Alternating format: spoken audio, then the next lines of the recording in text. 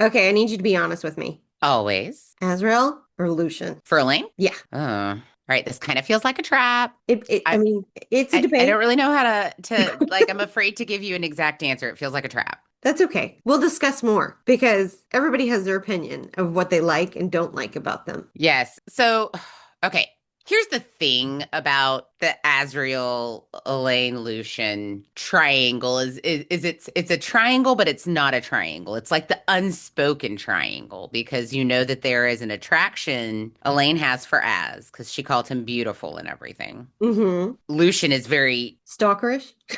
openly into Elaine. But then the question is he into Elaine because he's genuinely into Elaine, or is he into her because she's his mate? Is he hung up on the title more than the actual person? So it's hard to say. Part of me wants to say fuck them both, let Elaine do Elaine. Yeah. And then she goes and hooks up with some new character we'll learn about. Yeah, there's no telling. Sarah J. Maas could go a lot of different ways, That's and true. that is exactly what we're going to discuss today. So, without further ado, it's time to discuss the love triangle of the romantasy world. As Lucian and Elaine. Welcome to Pickle Party, where a fantasy gets a little naughty. Join the bride, it's book club time. Tropes and memes and feeling oh my. Okay, guys, we're gonna do it. We've hinted at it for a couple episodes now. I think it's time that we finally just talk about it. And I will say this script that we got for this is like obscenely long. We're gonna cut down a lot because it kind of is a little redundant in certain areas, but it's thick for a reason. But Okay, I see what you did there. I see what you did there. I see you. Okay, so we're here to talk about the love triangle that kind of turned into the love triangle, I guess, by the end of the last book. yeah, I mean, you see it progressing. So when Elaine and Nesta become Fae, it Against their starts will. Against their will. against. I feel like it's Thanks, really important to note that they became Fae against their will. thanks, Tamlin. Yeah, jackass. Jackass! That's what Tamlin needs. Tamlin needs the dude from Happy Gilmore following him around all the time and just popping out of bushes and being like, jackass! Because that is what he He'd is. probably learn a lesson. Ugh. He'd probably be like, maybe I am. Yeah, and he'd probably just fall really emo into it. Oh, You know, at Christmas time when you see those videos of the emo deer and it's like, Feliz Navidad. I thought a lot about Tamlin every time I saw those this year.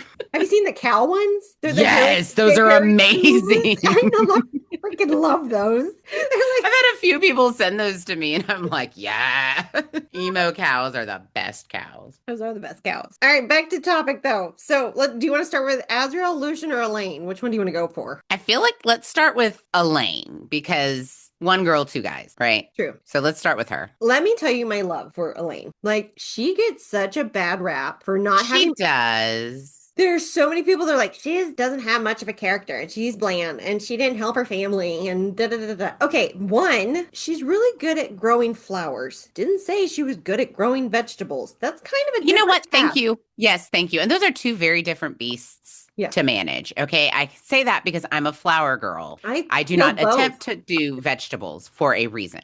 I'm much better with flowers. And even then, by midsummer here, my poor flowers. I try so hard. It's just impossible. But yeah, like I agree. I feel like everybody's like, your family's starving, bitch. You can't grow any vegetables. First of all, they're pretty poor. Could they even afford the things she would need to manage a vegetable garden, like fertilizer and seed and the things that she would need to grow those It's types not of things, just and then keep water. away the deer and the wildlife. hmm So yeah, I agree. I think we should give Elaine a big break. And she's the natural, she's just genuinely a good person. And she loves to bake, and I feel like And she's good at it. that's a good quality. But if you don't have any food, you can't bake anything.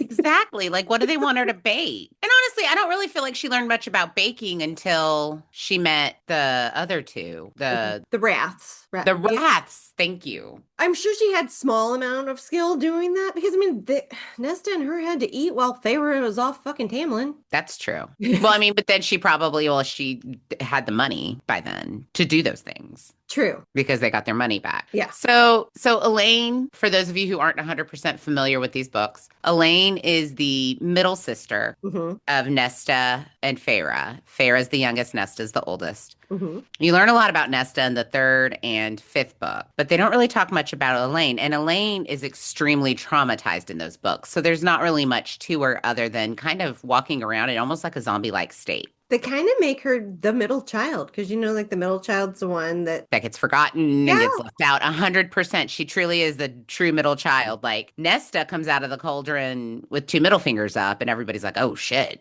But yeah. Elaine comes out looking like a fucking wet cat. And that's actually one of my favorite memes. I think I sent it to you recently.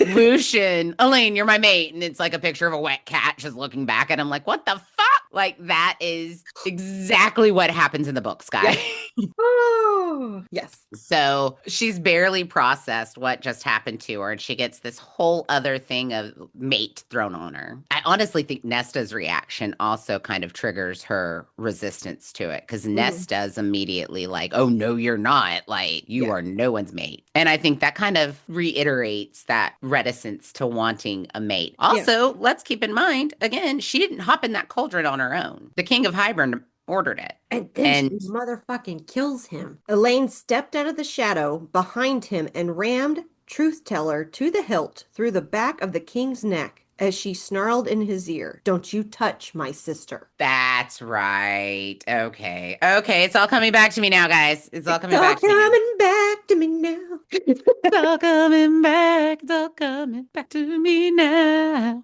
And you're welcome. You're welcome, because that will be in your head the rest of the day. There are things I'd never do again, but yet it always seems right. I think we should all take a minute to thank Celine Dion for just everything she's given us. Might want to take an opportunity to sing a Celine song every episode now. We should. I feel like there's one for every book, right? My terrible singing, that'll be exactly what they want. I really feel like because she was made Fae against her will, which again, I think in this world, and this is something that people have to understand about this world versus like another world where being a fairy is like, because it's not a bad thing to be fairy in this world. It's kind of a good thing. Yeah. But the fairy world is so at war with each other. Yeah. It's like once they stopped having that common enemy in humans, once that war was over, they started fighting inward for power. Yeah. And that's kind of where you come in with the storyline. And so it's for most people when they're threatened to make Fae. And I don't think they understood that you could become Fae. Like the humans don't understand what the cauldron is or any of those things are. No, but they're left out of, so they don't understand any of that world really, unless you're forced to go to it. Right. You don't know anything about it. And that's why, Feyre is so awful in the beginning because she won't eat the food. She's starving. She won't because she doesn't trust anything from all these tales and stuff. And of course, they're all, a majority of them. And once you go there, are lies. Don't really come back. So it's not like anybody learns from going there. Why would you want to go back? Okay, touche. But I wouldn't. Even the spring court sounds kind of nice. I mean, right? Everybody wants to go to Valeris, but a lot of people don't know what Valeris is. That's like Reese's best kept secret. Right. That's another thing. It's like the fucking hidden world of Atlantis there in the middle of Fey world, and nobody knows about it because nobody wants to go near the night court. Everybody, like, that's one thing Reese did. He did such a good job of making people hate him that nobody ever wanted to go near the night court and fear him. Well, I feel like Autumn does that too. The Autumn court's kind of another one of those that nobody really wants to go to, and everybody hates Eris. And can I tell you, this is a silly qualm I have with that. I like the fall. Why does the fall kingdom have to be the assholes? That really bothered me. I mean, Lucian's from there, kind of. Kind of. I mean, his mom is. Well, yeah, but like... Well, there's a reason Lucian's the only decent brother. And we'll go into that in a minute when we go into his character. But I do think that the reason Elaine is so hesitant to accept Lucian as her mate, other than like she's, hello, trauma processing major, before he's like, hey, by the way, I'm your mate. Like literally, I think she's had 2 breaths as a Fae, and he's like, hey, P.S. Hasn't even gotten a chance to like go to a Fae nightclub, get a little Fae nookie, and he's like, you're mine, dibs. I mean, at least do a little PYT. Honey. I mean, she needs to at least have 2 or 3 years on her own to do her, to put her love on top, and then she can worry about everybody else. And I want to hear from her. Like, everybody talks about her, and she has about the tiniest, minuscule little role of saying anything that you have no idea what she's really thinking. One thing I think that all ACOTAR fans can agree on is they want to hear Elaine's side everything, and they want to hear Az's side of Yeah. things. In Silver Flame, you got this awesome look into who Cassian was and what truly makes Cassian a morally gray guy, and maybe even closer to a 2 than a 3 from a podcast we talked about that. Yeah. But I want to hear Az's backstory. You hear it through Reese telling Feyre and Cassian telling Nesta little bits and pieces throughout the books, but I want to hear it from him. And I asked some friends. You remember I mentioned a friend in our first episode whose husband was super into it too. So I texted them this morning and said, we're recording today. This is what we're talking about. Thoughts. And they had very similar thoughts to ours. They were both on board with as her mate, although they love Lucien and they want to see the best for Lucien. Yeah. But there's something about setting Elain up with and they're both for the fated mate. So, and that's where I think a lot of people are having problems because I'm all for the fated mate. Right. I love fated mates. But I just want to hear her side that she's actually okay with it. Consent is a lot. Like if you're mated with somebody that you really hate. Consent is everything. Touche. I mean, you make a good point, but I'm going to go out there and say it's everything. Like I wasn't kind of into it when Ed proposed. I was super into it. And that's why we're still together. Well, I meant like just like dating wise, because like just because you're fated because you got stuck in a cauldron doesn't mean you're really gonna like your mate. 100%. And that's something else that I think we should also preface that people who are not familiar with this series but have done other series. I'm going to take you guys back to a little 03, 04 love with Twilight and just say these books, in terms of the mating bonds they describe in those books, are not like these books. Yeah. In those books, that when the vampires mate, and I think they call it something else. Like maybe they call it mates in the books. It's been years. Read like half of the first one. I never jumped into Twilight. You didn't get into Twilight? I loved My cousin them. gave me the first one, and I think I read half of it and never went further. That was when we lived in the same city, Leslie. How are we still friends? I don't know. Because I was obsessed. You probably made a lot of fun of me, actually. I don't know. I might not. Shit. So, anyways, but I want to go back to that because if you're listening to this podcast, there's a strong chance you started there. In those books, the vampires, and since you're not familiar, I'll tell you, the vampires, like when they're mates and they know it. And it's pretty intense and it's very passionate and they cannot live without each other. And if one dies, the other basically is just never whole again. There's no such thing as another mate for them. It's just, they're done. Like they kind of just live alone the rest of their lives. There's a few romances that are like that like the Wolf King that I read is very similar to that. Okay, so the wolves in those books also have mates, but they call it imprinting. Okay. And for them, it's the wolves in those books don't age. Once they kind of hit a mature level and start transitioning into wolf form, they kind of stop aging. They basically kind of mimic their mate. So like if you fall in love with someone who's your age, you do age, but you age with your mate, like at the natural progression. Okay. Yeah. But if you imprint on a baby, which happens a couple times in those books, like you imprint on a baby, it's not something you can help. Yeah. You are very loving and caring for them until you fall in love with it. Like it's an interesting thing she does in those books with the mate, but there's no choice. It just happens. And the way she describes it, because for the wolves, they imprint and the females don't, for the most part, transition. Okay. So they don't imprint back, but it's impossible to resist the amount of adoration they give. Okay. And so you end up kind of falling back into that bond because they're so intense about it. In these books, and I think it's really cool that she threw this in here because I think it makes for such interesting storylines. In these books, just because you're a mate doesn't mean it's reciprocal, or you might recognize the mating bond, but it doesn't mean you like each other, because there are a lot of mating bonds they talk about throughout the series that they're together and there's a respect there, but they don't really like each other. Yeah. Well, I mean, that's kind of what happened with Rhysand and Feyre, because he was going to let her do what she wanted. 100%. And so if she really wanted to go with Tamlin, he was going to let her go. And I kind of feel like that's the same thing with Elain and Lucien. Granted, he's really a little more needy about it. Trying hard to show, he's a little more needy about it. He's not as cool as Rhys. Yeah, he's a little more lurky about it. Like, I don't know if it's because they have a heightened sense, but like everybody can sense his longing for Elain when he's in the room, even when he's not standing directly beside her or near her. He's like that weird brother from Wedding Crashers in the corner, the one that like gives him with the painting and shit of himself. He's kind of like that with her. So, but I think it's his trauma that's caused this. 100%. And it's not like he really had a father figure. Like, No. So with that, let's talk about Lucien because I think that's a okay. good leeway into it. Let's go into so I think that was a good sum up of Elaine. Yes. We can't go And much into her because we don't know much. Sarah J. Maas, Stephanie, we or not need Stephanie, an Elaine book. Sarah J. Moss waiting on that. Bring it. 2026 is going to be it, right? I feel like I read somewhere and it was a reliable source that the first draft is out. Well, she put hints last year that she finished like a draft. And yeah, and like it's now in the first draft editing phase. So hopefully that means by the end of 2026. I hope so. I'm not a publisher, nor do I pretend to be. I write kids' books, so that's a whole different realm. Yeah, but you're a self-publisher. Yeah. You self-publish, so you have a lot more control. Yeah. This chick is meeting deadlines and having to probably do rewrites and yeah. Hopefully she has I would like to think that she has a lot of creative freedom with her shit. Right. But there's no telling. Anyways, so that's all we can do with Elaine because of that, Sarah.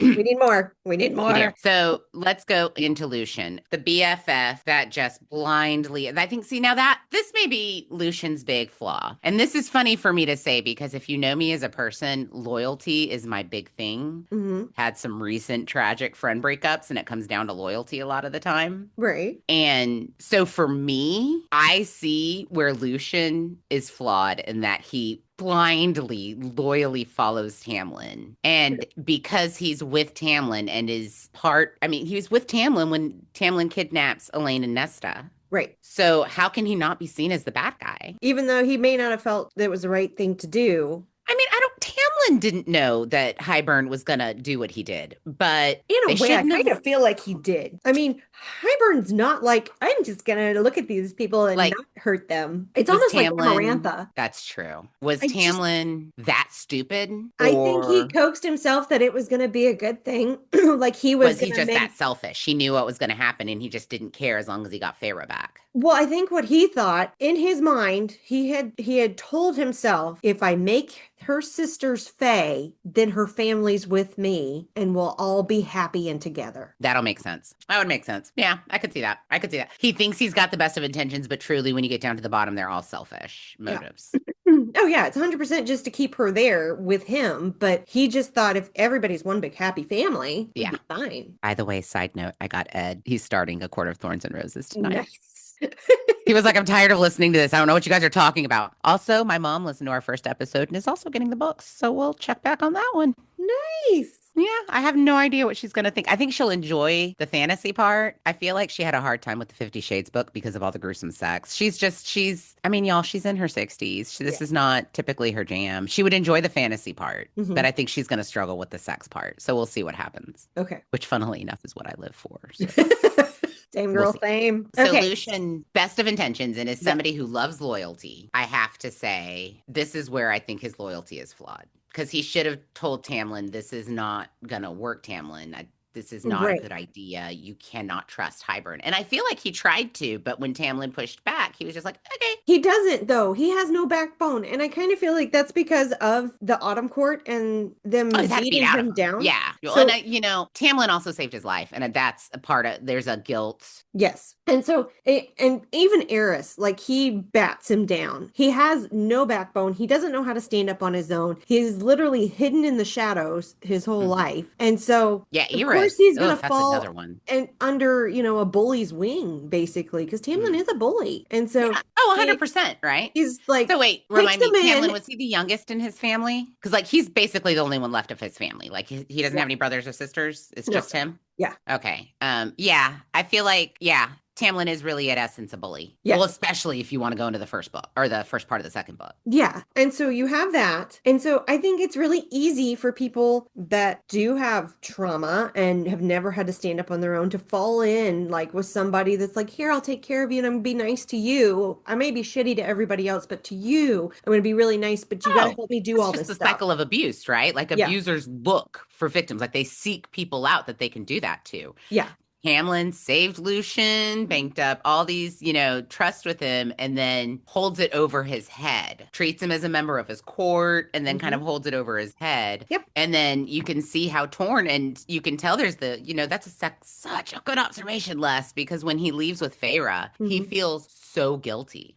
Yeah. And he feels so terrible. Because he's been beaten down for so many years. 100%. And even though the mating bond wins out and that need to check on Elaine and get back to Elaine and see what's going on with her Yeah. wins out for him and he leaves Tamlin, there's still that loyalty Yeah. that keeps him. And I get it. I get it. Even though I'm done with certain people, I see things, online or whatever. And if it's a good thing for him, I'm happy, You and miss what it was. yes. But it's not what it is anymore. And that's something that Lucien accepts, but Tamlin does not. No, which I don't think he ever would. And Lucian's always going to second guess himself anyway because of that. He's going to go, well, that friendship was, fun at times and we had these good moments. And now I feel like I'm not part of this. And he's really not part of anything anymore because even like the Night Court hasn't really accepted him. So no, I feel bad for him. He's kind of like a puppy without a home.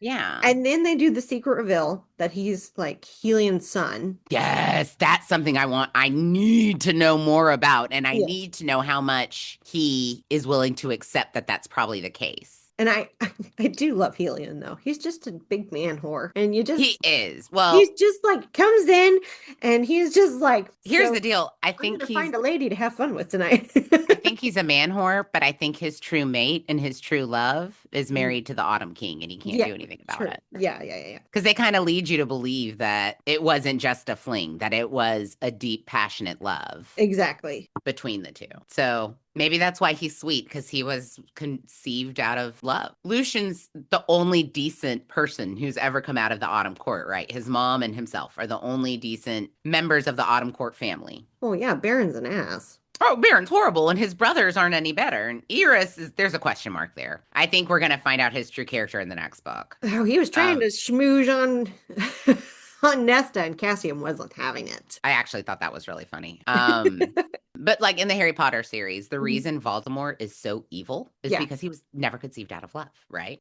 So maybe the only reason Lucien is the only decent kid to come out of the court is because he was the only one who's truly conceived out of love. Yeah. So Makes throwing that sense. out there. But in terms of Lucien, I don't think she's gonna end up with him. I want good things for him, and it may not be her. I want good things for him. I really do. Somebody love him. Somebody love him, for God's sakes. Listen, I'm with you all the way. I'm with you all the way. I kind of think, and don't get mad at me, but I've mentioned this before to other people, and they looked at me like I was a biatch. I kind of think she's gonna kill off Lucien in the last book, and I think she's gonna kill him off doing something super heroic. But it's going to be for Elaine. Like, he's going to sacrifice himself for Elaine somehow. Like, whether it's in battle or it's straight up with a tale of two cities at the end when he switches out with her husband and goes to the gallows. I could see that. No, I agree. I could see her doing that because Lucien deserves to be truly mated to someone. And I don't think Elaine is going to fall for him. I don't. I waited. I thought maybe they were going to finally make it happen in like the Christmas book, the fourth book. Yes. The Frost. Yes. Starlight Frost. Yes. I thought they were going to do it then, and then they didn't. And then they started more hinting towards Az and Elaine, and I was like, oh, I actually kind of like that better. Right. But then. But wait, there's more. There's more. They introduce us in book 5 to a precious little sprite of a thing that we like to call Gwen. I do love Gwen. And Gwen has also noticed how pretty Az is. No, and I think he sees how wonderful she is. I do too. So Sarah, we need to release the damn book. So, I mean, this is driving us This is just crazy. our ending. You just released that damn book. Just release the damn book.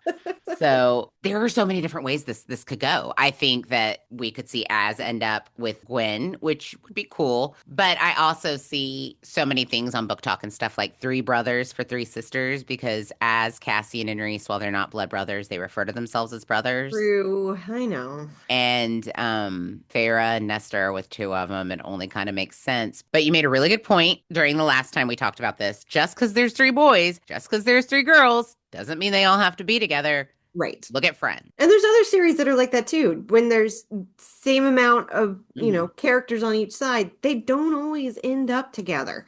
Sometimes Right. you're like, oh, that would be so picture perfect. I think the whole ACOTAR fan base would be a little disappointed. There's been so many new characters brought in and you want to learn about and you're diving into the world and you're expanding out to the different courts. I feel like if all of that family just gets together, it's like, well, that's it. Like the end of story. Is she just going to end it in book 6 then? We're just done? I mean, yeah, no, that's a good point. I mean, who knows? She could go to a book 7 and actually give Tamlin some kind of a redemption arc. Oh, good. Um, He better be really good at something.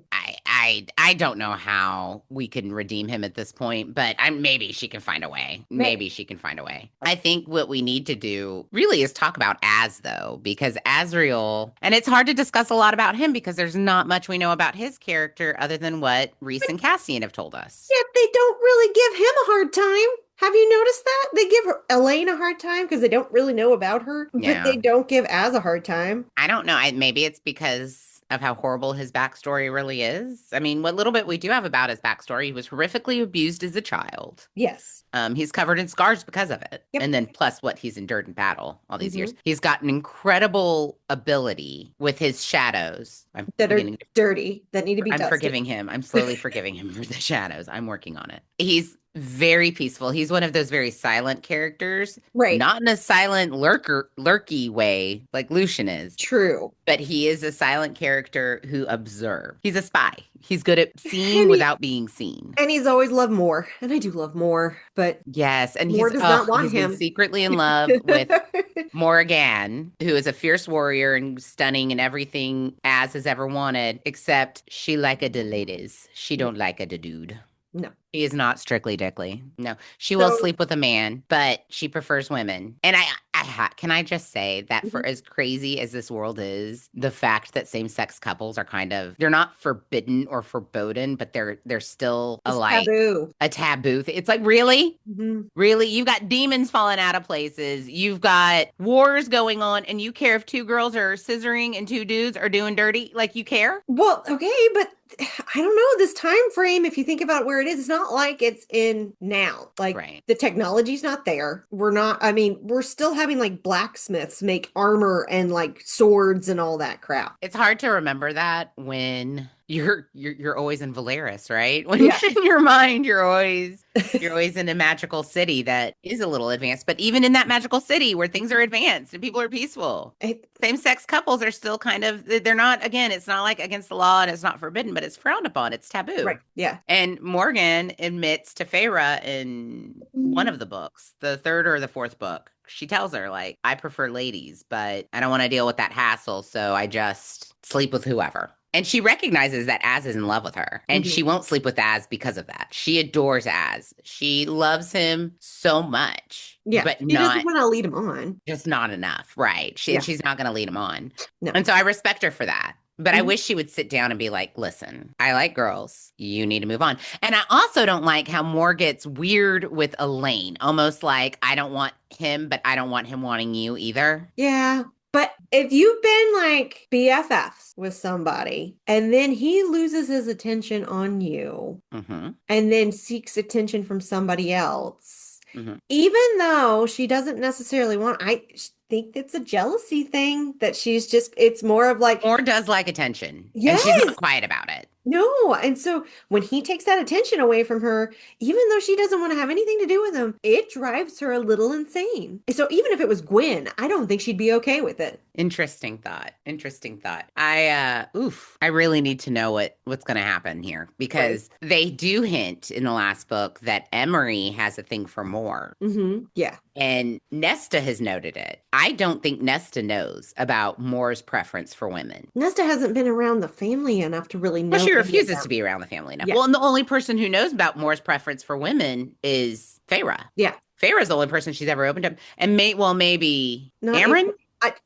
Amryn, thank you. Amryn, thank you. But I kept wanting to call her Fury Axtar because... Yeah. No, Amryn knows, Feyre knows. And I think Rhys sees it, if not been told by Feyre. Right. And Rhys is her cousin, right? Yeah. Yeah. Yeah, I think Reese sees it. I think Reese kind of suspects, and Reese doesn't give a shit. Reese doesn't care who anybody sleeps with. Just just don't charge him a whole bunch of money for your fucking bar tabs, and he didn't give a shit what you do. Yeah, and even then, it's not the money that pisses him off. It's what Nesta's doing with her life. But Yeah. I will say that's pretty funny. I laughed out loud when I read that part that Nesta was just getting drunk all over town and being like, "Charge it to the night court. That's my brother-in-law. Like, he'll pay it."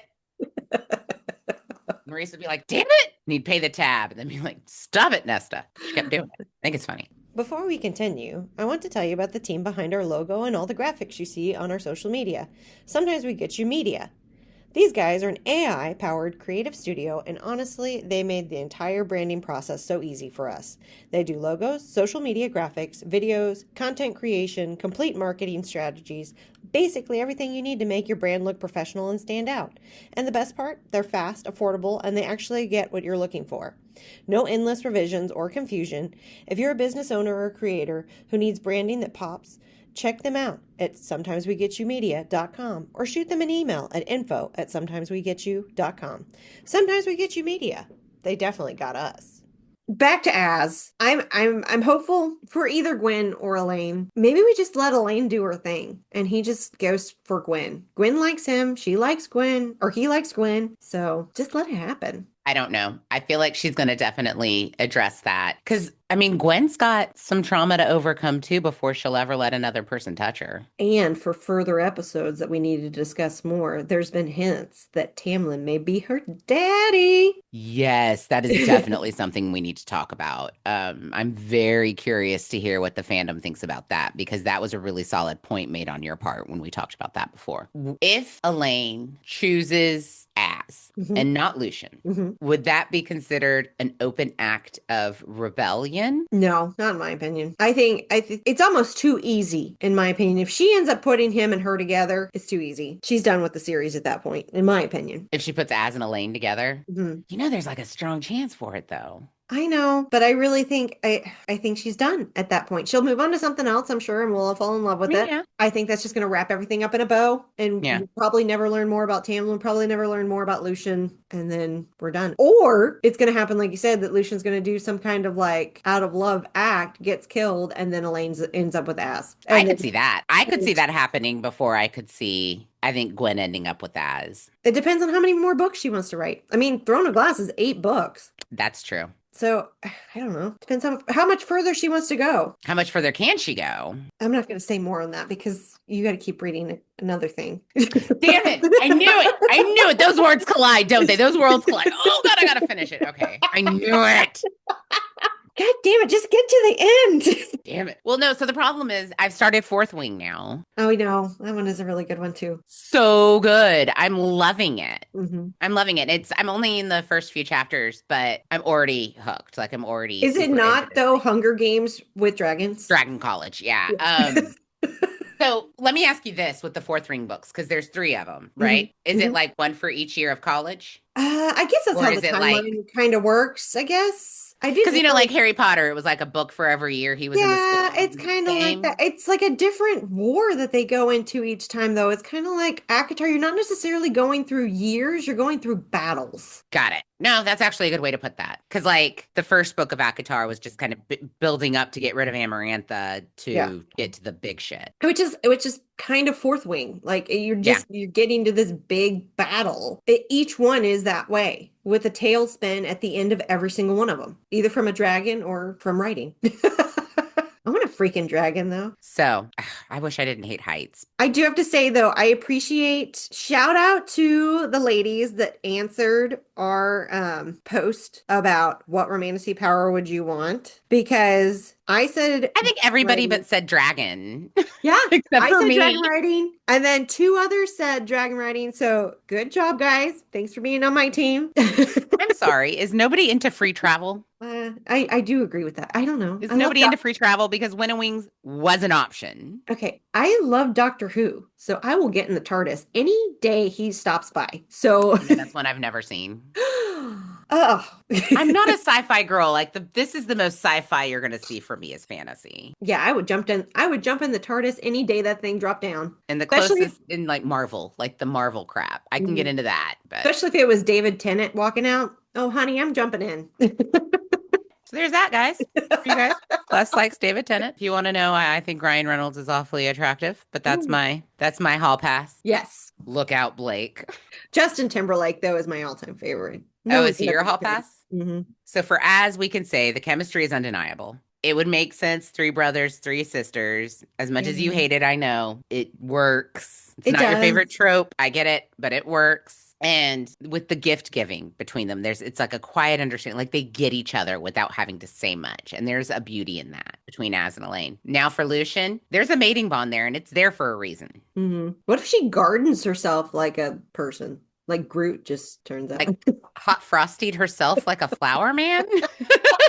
You know, they get weird sometimes. It could happen. Listen, the one thing I love about Sarah J. Maas is that it's fantasy, it's romantasy, but it's not weird. That is true. She probably wouldn't go that avenue. No, no, those are for the other folk. For the other Um, and like with Lucian, he puts her before all his other things, all his loyalty, which I mean, anybody who's truly been married, that's what you have to do. Your mate comes first. Yeah. And he kind of treats her that way with that kind of a commitment. So I mean, there's a bond, like an undying love there already. Hmm. Again, con, it's not exactly consensual. No, it's not. But I don't think she's had time to even really get to know either one of them because she's still trying to figure out what the hell's going on with her. Yeah, let's not forget that Elaine was also given a really big gift that she doesn't quite know what to do with. She's a seer. I think we need to Yeah. remember that. She's figuring that out. So I think that's why she gardens and she bakes because it's kind of two things that It's her can kind of outlet. get your mind off of all of that. And she's the way she is as a person, she has to create. So Yeah. growing flowers, baking breads, creating things for people to enjoy. That's her sign of love. That's her love language. Yeah. So I think she needs more time. And I think we need to get to know who she is too. I would love We that. had Nesta. Let's give Elaine a book. I mean, damn, that was a big ass book too. The biggest book was the one about Nesta. Yeah. And her hot ass sex with Cassian. Oh my God. Like that's the book I'm waiting for my mom to get to. I have a feeling she'll stop long before then. I want to hear her thoughts. Your poor mom. My mom's also a nurse, so I feel like she's just going to ruin it and be like, I don't think this is physically possible, guys. Or I'm with her though. There's some things and I'm like, how did you get there? she's going to say something to me too about like, so these healers, what are they healing things that are they healing the clap? Like, what's going on? Right? What are you reading right now, Les? I just finished First Time Caller by BK Borison. And it was good. So that was the one that did Good Spirits. And Oh, there was okay, the yeah. Christmas book that was like Ghost Smut. And this one's more it's total different timeline, not the same. Mhm, And so it's about this radio love segment announcer. mhm. And then he brings us Like Delilah? kind of, yeah. He brings this lady on that wants to, oh, well, actually, her daughter calls in and gets her on the show because her daughter feels like she needs to start dating and getting out Okay, there. so like Sleepless in Seattle. Kind of, yeah. And so then she goes on the show and then she starts dating these men and then there's a whole story with it. So, Oh, that actually sounds really cute. yeah. So no, it was light and fluffy. I mean, it was probably I would say it was more bread and butter smut, but no, it was good. I'm about to start what is that series called? So when we first put out our kind of our polls for people to answer, what is the book you've read that you couldn't get enough of? Well, Sydney had written in that The Shepherd King duology, One Dark Window and Two Twisted Crowns. I am starting that one. So that's going to be my next one. I'm going to go Okay. through and see how it is. We'll pass it on if it's good. And then I picked up one by Alexandria Pennington. And so I haven't read anything by her. I'll check it out. Okay. Kind of Well, very like I said earlier, I'm doing Fourth Ring. I'm at the beginning of Fourth Ring. That's my Audible, and then my reading. I'm in the middle of Crescent City, the second book, but I might need to get move on with that one. It sounds like finish it. yes. So we can discuss. I know. I need to get on it. I do. So tell us what your thoughts are on the Azriel, Lucien, Elaine love debate. Yeah. Are you Team Az? Are you a Lucien loyalist? Yeah. Make your case. Tell us what you think. I'm interested to hear what everybody has to say. But I But think I'd wait, be happy Les. with either way. What if she ends up with Tamlin? I will fucking come out of this screen. I I doubt it. I doubt it. I doubt it. I just thought I would throw that out there just to see if Fuck you would no. truly riot. So you know what I realized as I was falling asleep last night. For those of you I've mentioned, I love true crime. Mhm. And on a lot of the true crime podcasts I listen to, like there's always like one person everybody hates, and it's almost always Casey Anthony. Yeah. I feel like Tamlin is the Casey Anthony of the romantasy world. Okay, all right. I could see that. I could see that. He better I know. come back with a damn good story. That's all I'm saying. I don't know if she's going to be able to redeem him. I just don't. I I mean, don't. she made you hate him in a book. One book. That's all it took. She made you hate him in 3 chapters. True. It took a book to love him, and then she took 3 chapters to make you fucking hate him. You add in the last 3 chapters of that book, you hate him even more. It just... I know. Well, the whole thing with Reese's family, although I have a theory for that, and you gotta finish Crescent City so I can say it. Oh, Jesus. All right. All right. That's it, guys. Gauntlet thrown. I have it. I even screenshot it on my phone so I would remember to ask you as soon as you finished it. Okay. All right. I'm going to make a priority. I will. Ed's starting A Court of Thorns and Roses tonight. I will pick up Crescent City while he's reading. I think we've talked about all we can. You guys give us your thoughts. I think we can, yeah. We've given you our hot takes on what we think could happen. Yeah, I think we can put a bow on this one. I know. We've talked about it so much already. We have, even in in previous other episodes too, and I'm sure we'll talk about it again in episodes to come. But I think we've done all we can on this one. So, and we'll put out polls. You guys tell us what you think. We have a few questions just in regards to which team you're on. Yes, yes. Please don't be shy. Let us know what you think. All right, DM us your takes. And we're reading them all, and we might feature you in the future episode. And thank you to the ones that have already put out your opinions. Yes, thank you to those of you who are already interacting with us. We love all your posts and all your comments. Keep them coming. But I think we've done all the damage we can do. So until next time, stay brine, baby. And remember, Team Azriel, Team Lucien, or Team Elain. We're all just waiting for Sarah J. Maas to break our hearts. Release the book!